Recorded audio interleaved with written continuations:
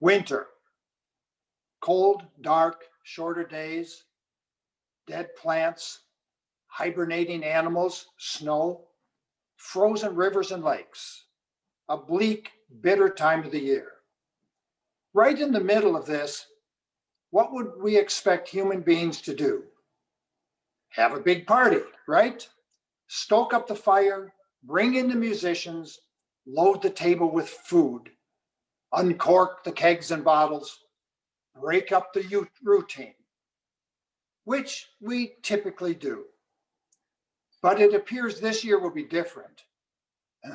Last night would have been the traditional Christmas stroll, and this year it was reimagined. I went to the downtown Bozeman website to look for events, and I found window decorating contest,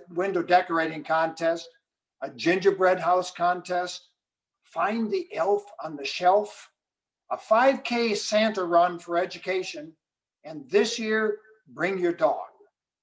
Holiday music online, masked and socially distanced.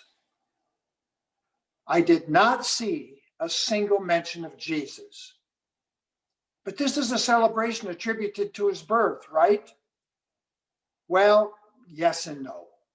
Which brings us to our subject today. What is the real Christmas? Is it the party or the birth? Or is it somehow grown into both? Bruce Forbes, author of Christmas, A Candid History, who gave me a lot of ideas for today's talk, likens Christmas to a snowball rolling through the ages, picking up bits and bits of tradition. So I think we can begin the snowball with winter. I described some of it in the last paragraph. In our hemisphere, winter can be challenging, particularly the further north one goes. It's hard to imagine what this time of year must have been like before the days of electricity, gas furnaces, modern insulated houses, before of all the conveniences of modern life. It just seems logical that people would want a break in the routine, a party. A midwinter celebration became a mainstay for cultures in Europe before Christianity. I'll give you two examples. Both of these celebrations seem to have centered on the winter solstice. One of them was Saturnalia, celebrated in Rome 200 years before Jesus. On December 17th, sacrifices were offered to Saturn, the god of agriculture. And this week-long party, ending about December 25th, included decorations with laurel, candles, and lamps. And people exchanged gifts. Another festival in pre-Christian times in Scandinavia and Northern Europe was Yule, J-U-L. We now spell it Y-U-L-E. In its original use, it did not mean Christmas. The celebration seems to have included brewing, fertility sacrifices, feasting, and drinking. Beer was the drink of choice. Bonfires, candles, and the Yule log kept away evil spirits howling and raging in the blizzard outside. Then the snowball added the birth of Jesus. Now, early Christianity did not celebrate the birth. The earliest Christian writer, Paul, never mentioned it. In fact, only two of the 27 books of the New Testament mention Jesus' birth, the Gospels of Matthew and Luke. And they tell different stories. Luke's story includes the angel's announcement to Mary, the shepherds, and the angels in the fields. Our first hymn today centered on that story. Matthew includes the angel's announcement to Joseph, the wise men with the moving star, and the escape to Egypt. Now, these stories are sketchy, and they had to be combined to create a longer narrative. Thus was born our modern Christmas story, Jesus' birth story, with the stable and visits by both the shepherds and wise men. And details have been added. There are no animals in the gospel stories, but there are now, and they have backstories. The first evidence of a celebration of Jesus' birth comes from the 4th century. The Eastern Orthodox tradition began to celebrate Jesus' birth with a focus on the wise men bringing gifts on January 6th. We are not sure why that date was chosen. In the Roman Catholic tradition, the Jesus birth date first shows up in a listing of Roman and Christian martyrs in the year 354.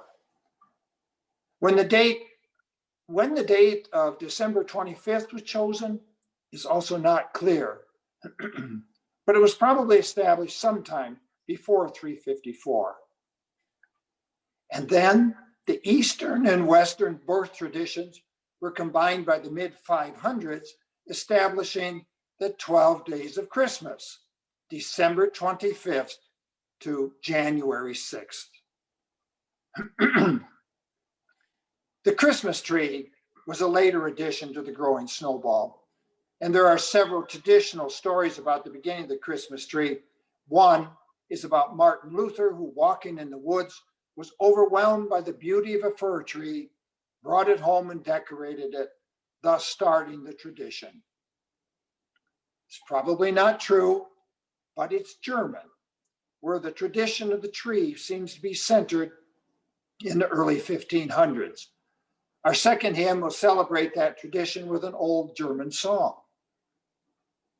By the 1800s, the German nobility had adopted the Christmas tree and became the agents, through intermarriage, of its spread throughout Europe. And it may have been the Germans who introduced the tree in the American colonies, either the Hessian soldiers who fought for the British or the Pennsylvania Dutch German settlers. But the tree did not become widespread in the US until the mid-1800s. Large public trees started at the New Orleans Exposition in 1885. The first White House lawn tree was in 1923, and Rockefeller first put up a tree in 1933. The size of the tree changed over time. The first were tabletop displays with gifts hanging from the branches. And then the gifts moved down to the tabletop and eventually to the floor as the trees grew in size. Queen Victoria and Prince Albert promoted the Christmas tree in England. And Christmas trees have been adopted around the world. About 1/2 of all Japanese homes, for instance, display Christmas trees. And most of these families and those homes are not Christian. Our snowball continued rolling through the Reformation, bringing about some changes in Christmas. When Cromwell and the Puritans came to power in England in the early 1600s, their point of view was that Christmas was not biblically warranted. It was too pagan, too immoral. So they banished Christmas. This was the real war on Christmas, and it was brought about by Christians. And it had a great effect in England. For example, Christmas had such little influence that there's little or no mention of Christmas in the Times of London from 1790 to 1835. Because of the influence of the Puritans after they immigrated to North America, there was no Christmas in much of New England until the late 1700s. Any Christmas celebration was very local and centered more in the European tradition, as for example, the Dutch in New Amsterdam and the Germans in Pennsylvania. So some Americans celebrated Christmas as others did not. Congress met, except for 3 years, met on Christmas Day from 1789 to 1855. Public schools met on Christmas in Boston until nearly 1870. The first state to make Christmas a legal holiday was Alabama in 1836, and others followed after mid-century. So what changed? Well, embedded in the Snowball is one of the answers: Charles Dickens. He wrote A Christmas Carol in 1843. He had an idea about the spirit of Christmas, and it wasn't a religious point of view. He was promoting social change. You may have noticed that Scrooge is reluctant to give his clerk the day off. Well, it's because many businesses remained open. Remember when Scrooge realizes that the spirits have taken just one night and it's Christmas Day, and he sends a boy on the street to the butcher to buy a turkey for the Cratchit's meal? The business was open. Dickens is revitalizing Christmas and advocating acts of kindness and charity. The story became so popular that it spread worldwide. And think of all the symbols of Christmas that come from the story. Eating turkey. Scrooge is a symbol for miserliness. The spirit of Christmas. Bah, humbug. And God bless us, everyone. There's another answer in the Snowball: St. Nicholas. St. Nicholas was a real person. That's all we really know about him. But there are legends galore, and we heard many of them in our children's sermon today. The St. Nicholas tradition was imported by the Dutch to New York and enhanced by the writing of Washington Irving in his Knickerbocker Parodies, published, you got it, on St. Nicholas Day, 1809. Now, the St. Nicholas legend was merging with Santa Claus, possibly because of the two December dates. And the next step was a poem published in 1823 by Clement Moore. Can you name it for me? Yep, The Night Before Christmas. 1823 was a surprise to me. I had never realized how old the poem was. Moore was a contemporary and friend of Washington Irving. And there's a list of firsts here also. Santa in a sleigh, 8 reindeer with names, arriving on Christmas Eve, a new costume. He's lost the bishop's robe and mitre. A cute, lovable man. Moore invented our present picture of Santa Claus with one exception. He is an elf. He and the reindeer are tiny and little, but he's no longer St. Nicholas. The adult depiction of Santa Claus was left to Thomas Nast with his cartoons in the mid-1800s. Also Francis Church for the 1897 Virginia letter, and Haddon Sunbloom, whose Coca-Cola commercial art from the 1930s to the 1960s established the modern picture of Santa Claus. The Industrial Revolution and the ensuing rise in the production of mass-produced consumer goods added a number of items to the Snowball. Christmas cards. Cards were used for special occasions for centuries, but in 1875, Louis Prang, American printer, lithographer, and publisher, brought Christmas card production to his workshop in Boston, Massachusetts. His elegant cards copied a European tradition, and they caught on. By 1881, he was printing more than 5 million Christmas cards per year. Today, there are about 3,000 greeting card publishers in America, and they provide the over 2 billion Christmas cards that are sent in the US each year. Even 500 million e-cards are sent each year.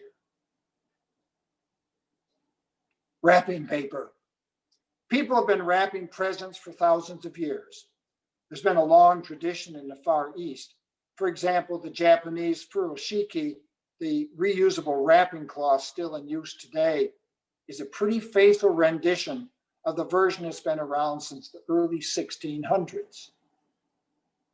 Early wrapping paper in the US was a thick, unwieldy paper which gave way to colored tissue in the early 1900s. Colored decorated paper became popular almost by accident. A pair of brothers running a stationery store in Kansas City, Missouri, ran out of their standard inventory of tissue paper, and needing a replacement for the sold out paper, they found among their supplies a stack of fancy French paper. Paper not meant for display, but for lining envelopes. Figuring, hey, why not? They put that paper in a showcase, setting its price at 10 cents a sheet. And the paper sold out instantly. So the following year, during the holiday season of 1918, the brothers tried the same trick. And again, the sheets were a sellout hit.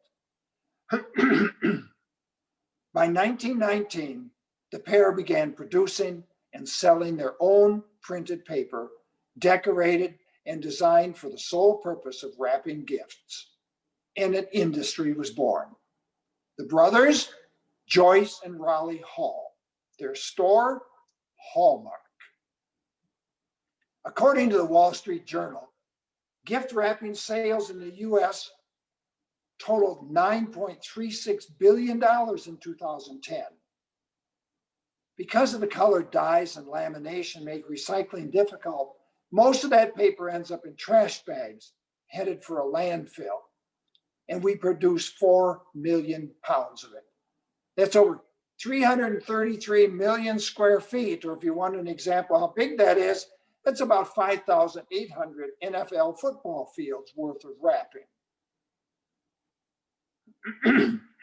Christmas lights have been popular from 1903, when strings of lights first became available, followed by lights in shapes like Santa and the Snowmen in the 1910s, cone-shaped lights in the 1920s, and bubble lights in the 1930s. I guess you have to be a certain age to remember bubble lights. And of course, today, we see elaborate decorations with LED lighting, allowing color changes, racing and flashing, competing with the neighbors' inflatable decorations. We can thank F.W. Woolworth for importing the first German-blown glass tree ornaments, and Irving Berlin, a Jewish Tin Pan Alley songwriter, for I'm Dreaming of a White Christmas, and Montgomery Ward for Robert May's poem Rudolph the Red-Nosed Reindeer, an animal story written to be given away as a Christmas promotion in 1939 and 1946.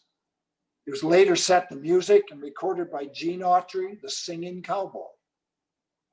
Those two songs are claimed to be the best-selling Christmas recordings of all time. The snowball keeps rolling on, growing each year. So what are we spending our time and money on at Christmas? Religion or the cultural bash? What is the real Christmas? Is there a war on Christmas? Is Christmas a religious holiday? Is it a cultural event? Is it a winter party? Is there really an answer? I'm going to go with all of them. So what then is Christmas to you? I think whatever you want to make it. For example, as an example, I'd like to quote portions of an article in UU World, What to Do About Christmas, written by Michelle Richards in December 2015. It is subtitled, A Unitarian Universalist Family Rejects, Then Embraces Holiday Season Rituals and Traditions. So I quote, When my husband and I got married, we agreed that we did not want to celebrate Christmas. It wasn't just that our theology didn't quite gel with the thought of celebrating a baby Jesus. For us, it was also all the wrapping paper, boxes, and plastic containers that ended up in landfills and the artificial inflation of the economy.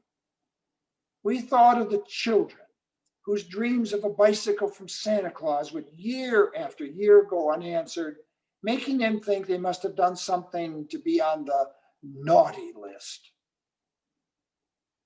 When my daughter, who was our firstborn, came, everything changed.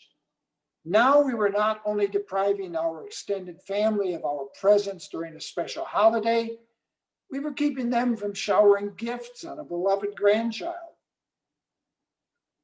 Despite all the cultural trappings, it is a Christian holiday. Many Unitarian Universalists celebrate Christmas.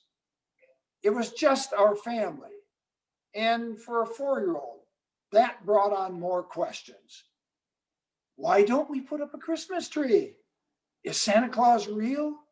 Why don't we go to the church Christmas party? I began to wonder, how was it that other Unitarian Universalist families celebrated the holiday, especially if their theology didn't fit cultural expectations of keeping Christ in Christmas?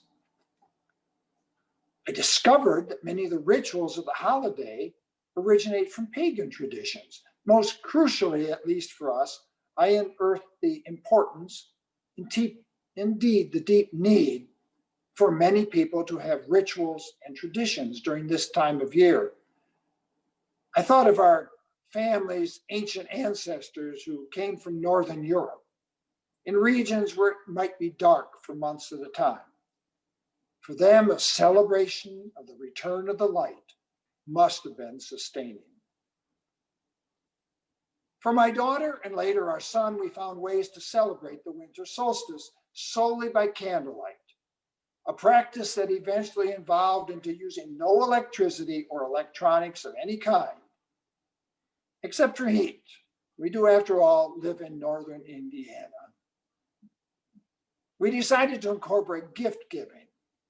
We also adopted a ritual where each member of the family lights a candle and makes a wish for each of the others. As our children have grown, this ritual has taken on more meaning for our family. Some of us spend a lot of time crafting what we will say in the weeks leading up to the solstice. When we visited our children's grandparents' homes, there were traditional Christmas things. The grandparents had special times and built memories with my children they wouldn't have had we not changed our mind about the holiday season. As Unitarian Universalists, we could talk about the baby Jesus and the important person he grew up to be. And it has provided a way into a conversation about how our faith believes that all babies are special and have the potential for greatness. And over the years, we have come to be more accepted by our families and accepting of traditions that are not our own. We are Unitarian Universalists who found a way to celebrate the winter holidays in ways that fit our family. Unquote. So you can see that we make our own traditions. It can be a time of maxing out the credit card. It can be a time of parties. It can be a time of peace and goodwill. It can be a time of walking in the snowness of a snowy winter evening. It can be a time of giving to the poor. It can be a time of family tradition. There's so much to choose from, but whatever you choose, I don't think you can ignore it. The snowball is just too large.